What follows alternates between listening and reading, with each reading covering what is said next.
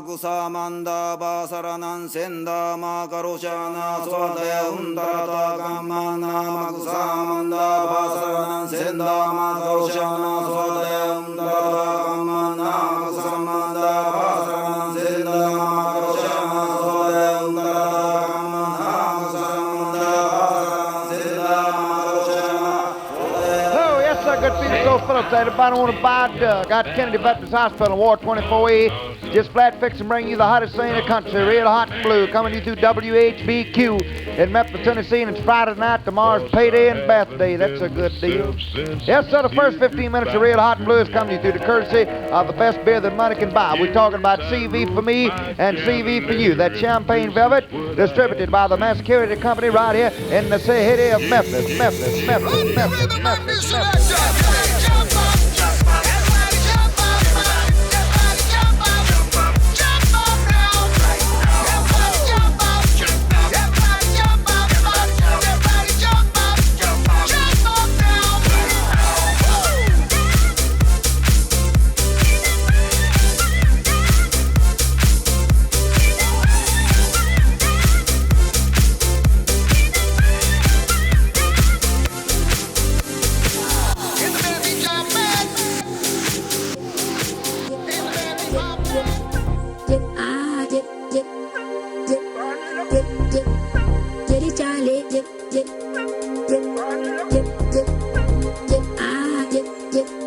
I'm checking my distance. David Lee Roth here. Do you know what pigeon fighting is? You ever hear about it? As I was walking out the door, I said, I'm going to go outside and make sure I'm going to rotate the air in my tires and wait while you finish the loop. Come and get me. I was going to say, send a pigeon. That's an old expression, like a carrier pigeon, a message taped to his ankle. Do people still use that? I'm certain now that everybody's gone digital, if you turn your back on technology, that would be the first step. I'm sure somebody in Al-Qaeda or ISIS or somebody is now at pigeon level, and that's defying all the smartphones and the apps and the satellites. And the only thing that's going to get through is the pigeon. Pigeon fighting is a very, very, very old tradition that goes back to the 1100s, 1200s. It was in Europe. I know now what the folks who participate in it the most, like in New York City, are Dominican, Puerto Rican, African American. It used to be really old school Italian, think Godfather style, Irish, etc. So wherever there's pigeons, I'm sure this exists, but especially where there are tall, tall buildings. And I discovered this when I was doing EMT stuff, okay? Big part of the reason of doing EMT and driving around in an ambulance, putting on that uniform, as an artist, if you've ever wondered what's really going on in those basements and those buildings and on those rooftops, no better way than to, there you go. People in their most extreme circumstances are welcoming you in. I was in Beverly Hills this morning, and I was looking up on the rooftops going, I'm sure there's some pretty interesting gardens going on up there. And I bet you there's some really good, interesting parties that happen in those gardens that neither you or I have ever been invited to, and I'm a little pissed. What about you? That being said, I noticed that whenever we would drive up certain streets into Spanish Harlem or in Bed-Stuy, what have you, that there would be large groups of birds, flocking, etc. And I know that down in Compton, they wave the birds up to announce that the 5-0 is showing up, cops are showing up or whatever. And you'll wave your whole coop of pigeons up into the air. And, everybody around can see that if you don't own a cell phone or you plan to, but not just quite yet. It hasn't. Things didn't work quite out, and besides, Christmas is around the corner, and I got kids to worry about, so it's a great way to announce the presence of, the team just showed up. You can see those pigeons from a mile away. I suspected that's what it was, and when I asked my partners, they basically laughed me out of the wagon. And no, that's pigeon fighting. Pigeon Wars. And what you do is you raise a coop of pigeons. We've all seen this in movies. We've seen it like the Mike Tyson documentary. It's not an unusual pursuit. Up on the rooftops in as the sun goes down, there have been many scenes in many movies. Raising pigeons, initially to the uninitiated, sounds like a dirty pursuit because you're thinking of the pigeons that you feed in the park, and this is something very different. It's the difference between stray dogs and purebred AKC. When you go to a shop, and there are 3 of them that I know of in the upper half of Manhattan, they're pet stores, but they specialize in pigeons and their pedigree. And they all have different personalities. Some are followers, some are bosses, some are for breeding, on and on, just as you would with a Weimaraner or a pair of Rottweilers, what have you. You take every bit as much pride and care in the setup that you build. And building the coop upstairs is a pursuit. It's a meditation. It's what you go and do, and you're always tinkering and fixing, and you're shopping for the not the barbed wire, but the the barbed wire is when you're raising combat hamsters, and that the Belgian combat hamsters, and so many people got bitten, and they're so finding the metal shavings to feed them was difficult. You had to wear the welding gloves. At night if one got out, you needed the spotlight. The overhead got you if the feeding bill didn't. So we got rid of the combat hamsters and got back to Pigeon Wars. That's all bullshit. But if it was true, it would be awesome, and I would own a pair. Actually, if you had combat hamsters, you would own like a regiment. You would have like 7, wouldn't you? You'd fan them out. Like Chihuahuas. Most people don't know that Chihuahuas are herding dogs. You use a pack of them, up to 10 of them, to herd sheep, goats, those kinds of smaller critters, pigs, all right? And, just as even one of them in the elevator gets me out the door quicker. Right? Think 10 little Chihuahuas that are only listening to the boss. Terrifying. I'll go wherever you want. Just stop with the heels. Seriously. That being said, we go up onto the roof and you launch your whole coop of pigeons. We'll say there's 30 of them. You know that you have 2 boss pigeons. We'll say boss pigeons. I'm sure there's a better term for it, or that there's a codified term for it. I'll call it the boss pigeon. Pigeons have character. They have personality. You want to breed them sometimes to be guard doggies. Some of them you want to be family doggies. Some of them you want to be doggies that only bark, and some that attack. Just think like that and apply it to the birds. A lot of pigeons their radar isn't such that they recognize that they're around another flock. We all look like cousins here. I don't know. It was late. We were drinking. I got into a car. It looked like cousins. And, it's sort of like if somebody from Korea is out drinking and they lose their glasses and they can't really see. And they got into a car and wound up at a party full of, I thought I was with my cousins. Everybody has black haircut around here. Come on, boss. It's that kind of a thing. You launch your whole coop. Your team of pigeons, will say 30 of them, up into the air. You flag them up. They start flying across the street and across the buildings. Somebody else will see that and launch their team of pigeons as well. And the 30 intermingle and start swirling and swirling. If you have a good, strong, aggressive boss pigeon, or a pair of them, he's a leader, and he'll lead the dummies around, okay? And the dummies will mix with the other dummies from the other team, while the other team's bosses try and scare your bosses away. It's a lot like politics, like world politics, okay? Some of their dummies may mix with yours. Okay, and and when you flag your team back, you've stolen half a dozen of the other fella's birds, okay? Once you've returned the whole flock to the coop, just like puppy dogs, you recognize every one of your birds. You then subtract all of the new birds you just stole, go downstairs, sell them back to the pet store for $2 a piece.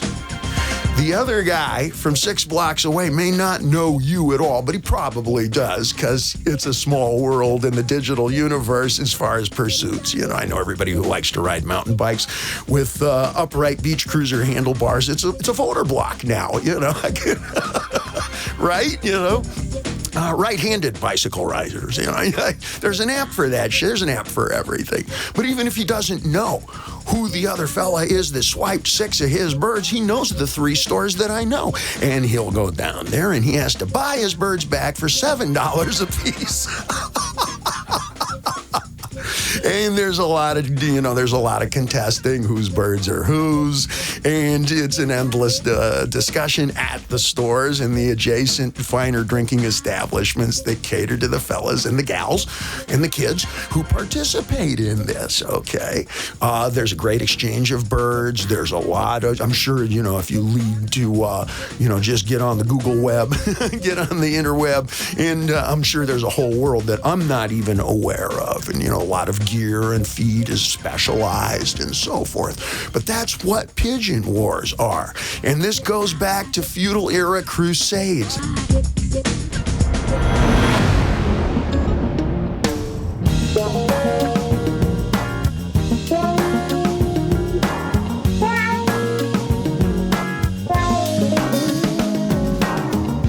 Don't you worry about the morning, because the day might never come. Don't worry about the future, just stay while the night is young.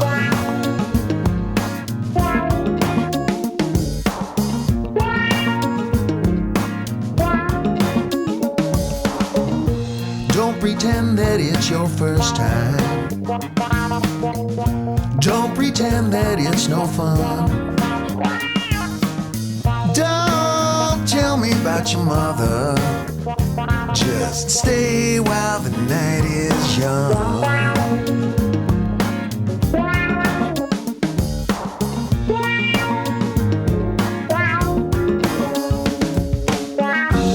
It's so easy to relax if you try. Please don't think about the time going by. You can tell me about the things on your mind. Just lie back and unwind.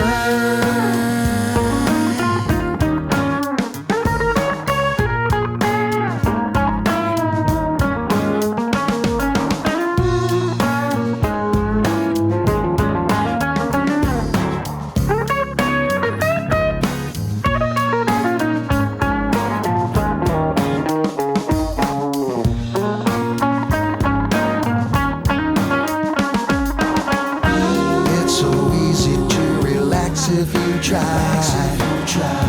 please don't think about the time going by.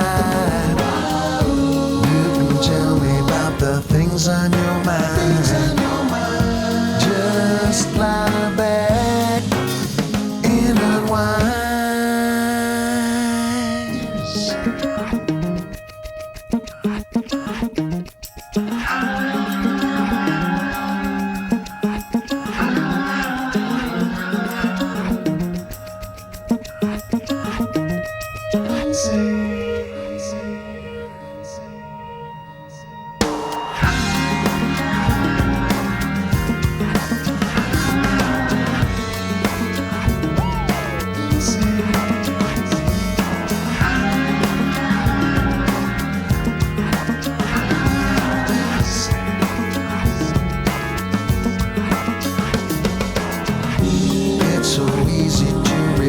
If you try, please don't think about the time going by. You can tell me about the things on your mind. Just lie back. It's so easy to relax if you try. Please don't think about the time going by. The things on your mind. Just lie back and unwind.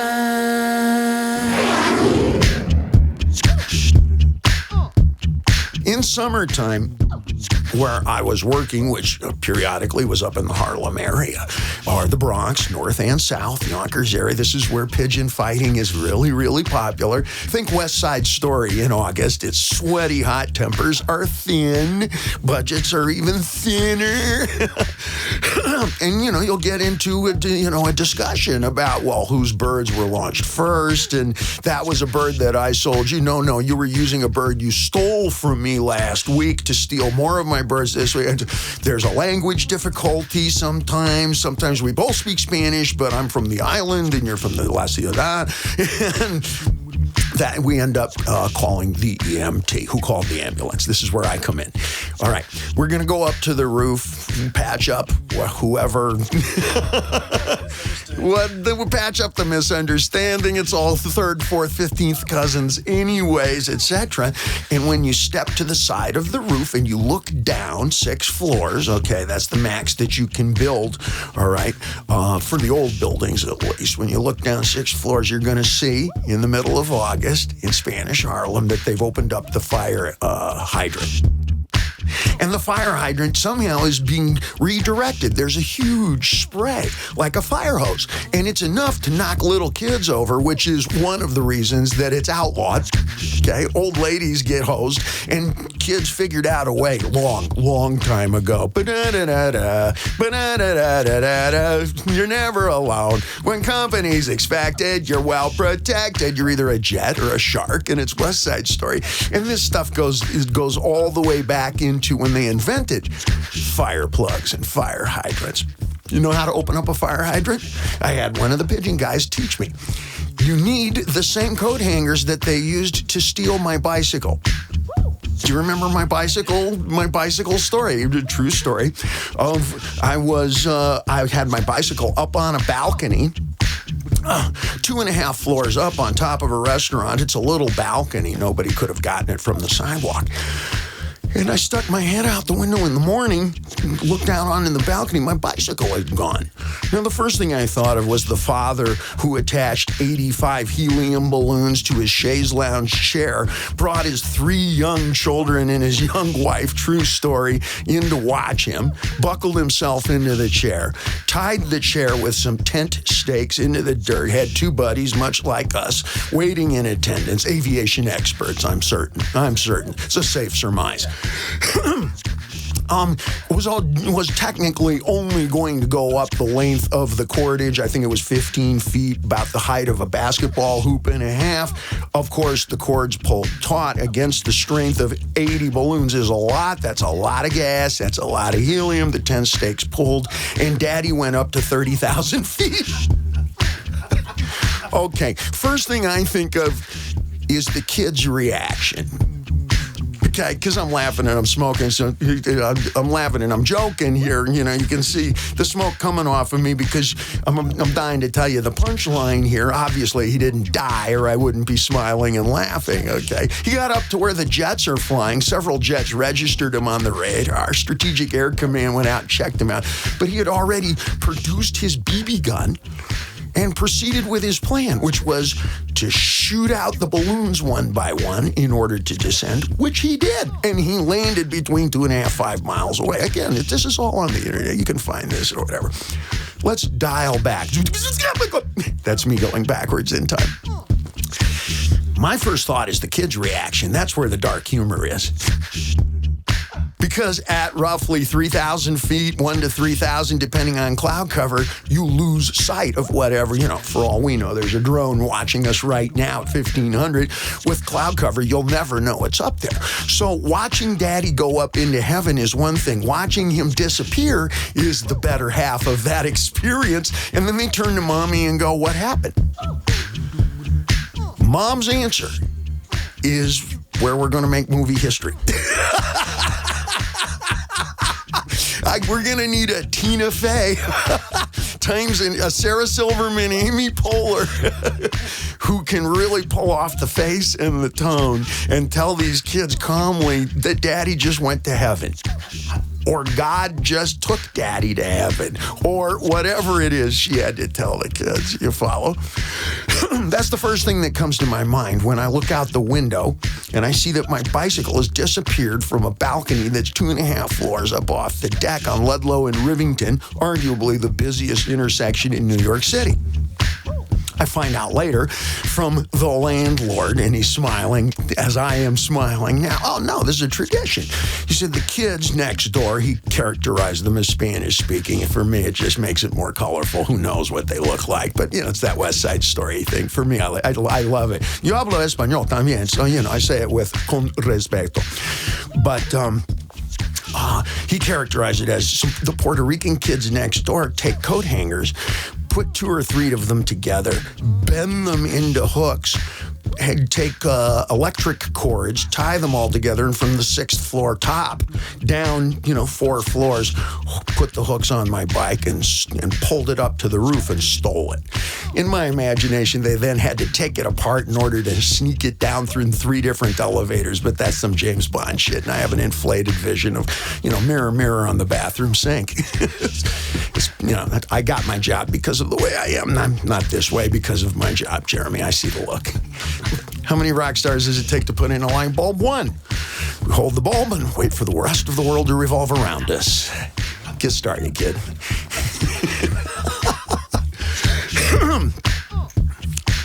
I asked the fella from 6th floor, how do they get the fire plug open? How do you get the fire? I keep calling it a fire plug.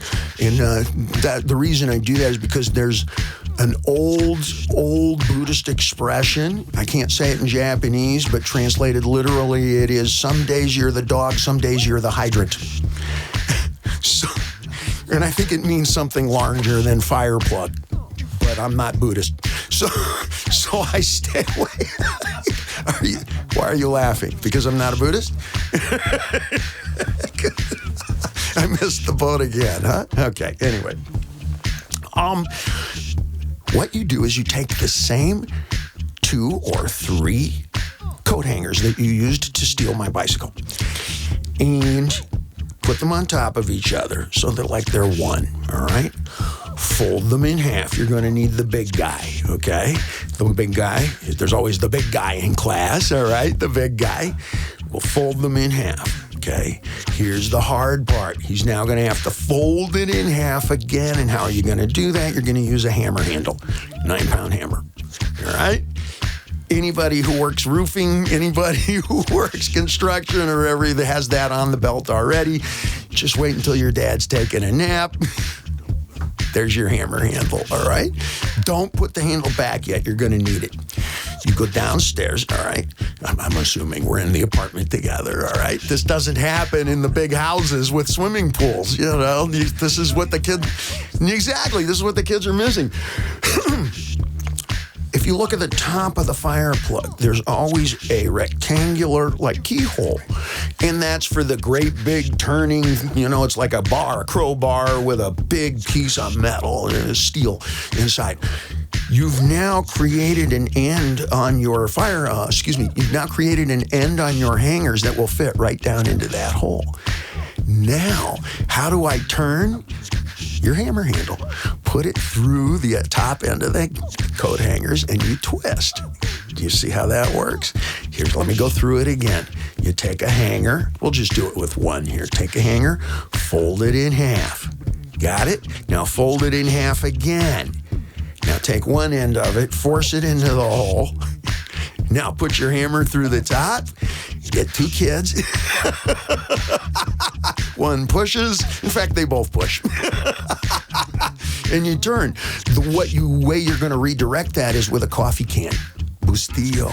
You get one of those great big yellow and black Bustillo coffee cans, okay?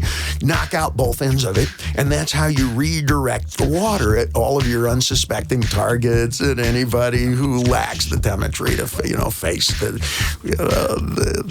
surge. In a lot of neighborhoods, PD 50 is a little bit slower to answer because everybody's related. You got to live in the neighborhood anyways, you follow. But routinely, kids get knocked over and then the ambulance gets called, etc. But I've always wondered, how do you open up one of those? So forth.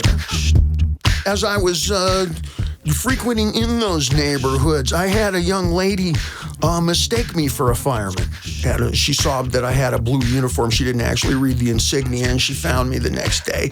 I was in one of the delicatessens, and she said, "Oh, I know you and everything," and I let her believe that I was a fireman and everything, and it got me where I wanted to go. And that night, we were up there, and it backfired on me, frankly, because starting at about 9:30 until all night long, she kept yelling, more hose, you're nowhere near the fire."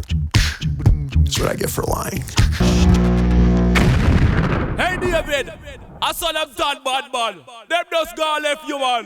Boy, you see, on a big thing. Run the rhythm boy selector Dave. They want chat on a big thing. Mention us and tell them about this thing.